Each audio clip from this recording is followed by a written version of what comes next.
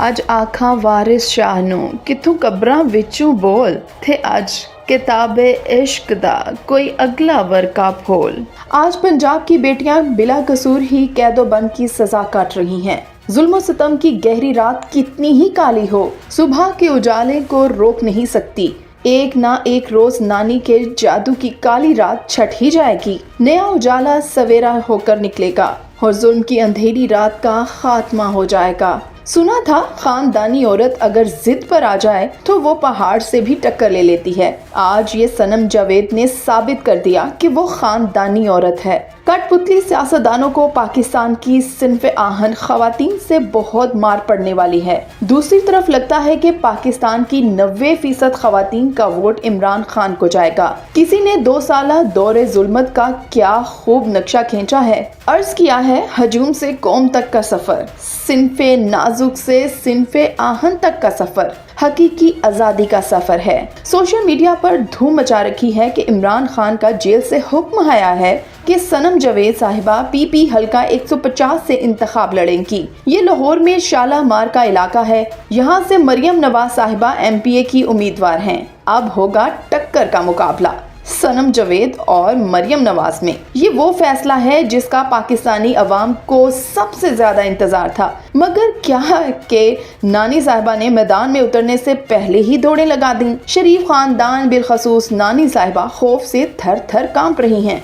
क्योंकि शिकस्त सामने दीवार पर लिखी जा चुकी है। उम्मीद भी यही थी कि मरियम नवाज साहिबा इस हलके में इलेक्शन से भाग जाएंगी, मगर मोहतरमा भागकर जाएंगी किधर? इस हलके से भागकर दूसरे हलके में जाएंगी तो वहाँ खतीजा शाह इन्हें मिलेगी, वहाँ से भागकर जाएंगी तो यास्मीन राशिद रास्ता रोकने के लिए खड़ी होगी। मरियम नानी के लिए अब पूरे लाहौर में भागने का कोई रास्ता नहीं है। अगर लाहौर से भागेगी तो पंजाब की वजीर आला बनने के ख्वाब देखना छोड़ देगी। यकीन रखें कि लाहौर के हर हलके में नून लीग माफिया के एक उम्मीदवार का सामना करने के लिए तहरीक इंसाफ के पास एक से बढ़कर एक मेंबर मौजूद है। लाहौर के ज्यादातर लीडरान जेल में कैदो बंद के मसाइब से लड़ रहे हैं। इमरान खान को ऐसे लोगों की मतवक्का देना, यानी कि इमरान खान को ऐसे लोगों को मौका देना बहुत ज्यादा जरूरी है। यही लोग हैं असल मुल्क को चलाने वाले और जमहूरियत के लिए हर हद तक जाने वाले। मुल्क में जमहूरियत होगी तो खुशहाली होगी, और जमहूरियत ऐसे नजरियाती लोगों से आती है। मरियम सनम से आधे वोट नहीं ले सकती और सनम जावेद बहुत बुरी शिकस्त देंगी।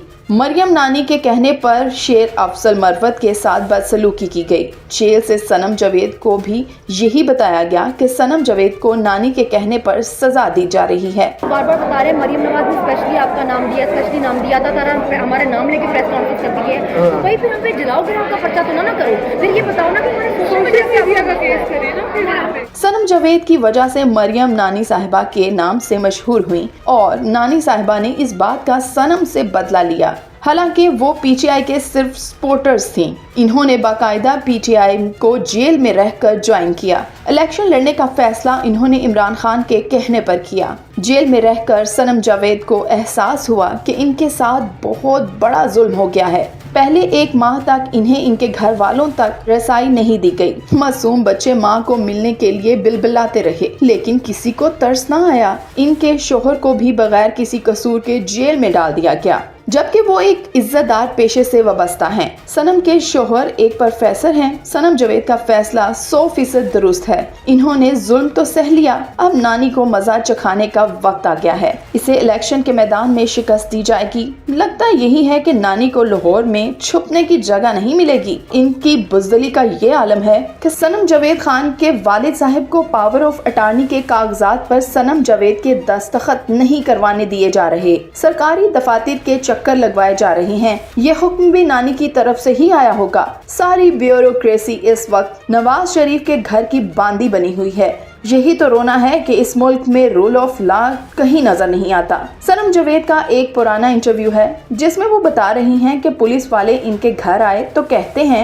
आप इस छोटे से घर में रहती हैं। मैंने कहा हाँ, मैं इस हराम का पैसा थोड़ी ना कमाती हूँ। मैंने अपने बच्चों को हराम नहीं खिलाना। जब आप हराम माल खिलाते हैं और खिलाते ही रहते हैं, फिर आपके बच्चे मरियम नवाज जैसे ही निकलते हैं। जो पुलिस वाला हमारे घर आया ना, हमारा घर देख था, आप यहाँ पे रहती है। अच्छा, हाँ, تو میں نے کہا میں نے پہلے بھی ایک انٹرویو میں بتایا تھا کہ میں بہت چھوٹے سے گھر میں رہتی ہوں اور بہت چھوٹے سے ایریا میں رہتی ہوں، تو اس لیے کیونکہ میں نے ان چیزوں سے مال نہیں بنائے ہوئے اور جائیدادیں نہیں ہے پاس چوری کی، تو میری جوتی نہیں ڈرتی کسی سے، چوریاں چکاریاں اگر آپ نونلی کے لیے کریں تو اچھا والا گھر بار ہر چیز مل جائے. میں آپ کو ابھی بتایا نا، دیکھیں جب آپ حرام کی کمائیوں پہ اپنے بچے پالتے ہیں نا تو وہ مریم جیسے نکلتے ہیں، تو مجھے میری بیٹی مریم جیسی نہیں چاہیے، میں کیوں کروں اسے. یہی Sanam Javed out of spoken girls اب الیکشن میں مریم نواز کے سامنے ہوگی. اگر پی ٹی آئی کی صنم جاوید نون لیگ کی مریم نواز کے خلاف الیکشن لڑنا چاہتی ہیں تو یہ ان کا حق ہے. اب بات بہت آگے نکل چکی ہے. اس بات سے شریف فیملی کیوں خوفزدہ ہیں اور صنم کے والد کو کیوں ہراساں کیا جا رہا ہے، کاغذات پر دستخط تک کیوں نہیں کروانے دیے جا رہے، آخر ایک عام کارکن سے اتنا خوف ہے کیوں؟